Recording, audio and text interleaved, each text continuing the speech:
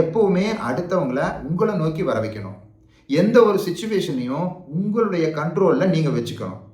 எப்போ நீங்க நினைக்கிற விஷயங்கள அடுத்தவங்கள செய்ய வைக்க உங்களால முடியுதோ, அப்பவே அந்த சிச்சுவேஷன் உங்க கண்ட்ரோல்ல இருக்குன்னு அர்த்தம். எப்போ ஒரு சிச்சுவேஷன் உங்களோட கண்ட்ரோல்ல இருக்கோ, அப்பவே உங்க கையில பவர் இருக்கு அப்படின்னு அர்த்தம்.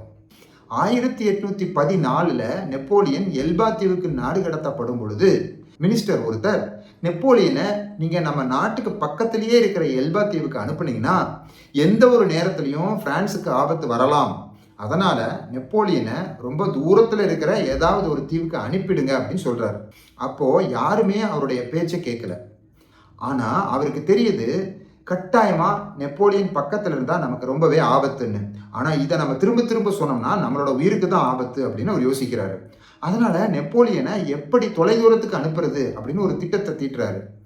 நெப்போலியனை எப்படியாவது திரும்ப நம்ம நாட்டுக்குள்ள வர வச்சோம்னா மக்கள் கண்டிப்பா அவருடைய ஆபத்தை புரிஞ்சுக்குவாங்க, கண்டிப்பா அவரை தொலைதூரத்துக்கு அனுப்பிடுவாங்க, அப்படி இல்லைன்னா கொலை பண்ணிடுவாங்க அப்படின்னு யோசிக்கிறாரு. ஆனால் நெப்போலியனும் எல்பா தீவிலிருந்து திரும்ப வர்றதுக்கு தயாராகவே இல்லை. அப்போதான் டாலிராண்ட் ஒரு யுத்தியை கையாளுறாரு. தன்னுடைய ஆட்களை நெப்போலியன் கிட்ட அனுப்பி வச்சு அவருடைய ஆசையை தூண்டுறாரு. படை தளபதிக்கு லஞ்சம் கொடுத்து நெப்போலியனை தப்பிக்க வைக்கிறாரு. திரும்பி வந்த நெப்போலியனுடைய ஆபத்தை மக்கள் புரிஞ்சுக்கிட்டாங்க. டாலிராண்ட் நினைச்சபடியே அவரை தொலைதூரத்துக்கும் அனுப்பி வச்சாங்க.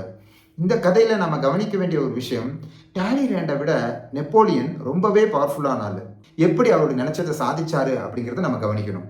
அதுக்கு டாலிராண்ட் செஞ்ச விஷயங்கள் ரொம்பவே சிம்பிள். நெப்போலியனுடைய ஆசையை தூண்டினாரு. இவர் நினைக்கிற விஷயத்த நெப்போலியனை செய்ய வச்சாரு. இதுல ரொம்பவே முக்கியமான விஷயம், நெப்போலியன் இவர் நினைக்கிற விஷயங்களை செய்யும் போது நெப்போலியன் தன்னுடைய கண்ட்ரோல்ல இருக்கிறதா நினைச்சுக்கிட்டு இருந்தாரு. அதுதான் டாலிராண்ட் ஜெயிக்கிறதுக்கு மிக முக்கியமான காரணமாக இருந்தது. நீங்களும் உங்களுடைய பவர்ஃபுல்லான எதிரியை வெற்றி பெறணும் அப்படின்னா நீங்கள் நினைக்கிற விஷயங்களை உங்களுடைய எதிரியை செய்ய வைக்கணும். அப்படி செய்யும் பொழுது சிச்சுவேஷன் அவங்களுடைய கண்ட்ரோலில் இருக்கிறதா அவங்கள நீங்கள் நம்ப வைக்கணும். அப்படி அவங்க நம்பிட்டாங்கன்னா சிச்சுவேஷன் உங்களோட கண்ட்ரோலுக்கு வந்துடும். எப்போ சிச்சுவேஷன் உங்களோட கண்ட்ரோலுக்கு வருதோ அப்போவே உங்கள் கைக்கு பவரும் வந்துடும்.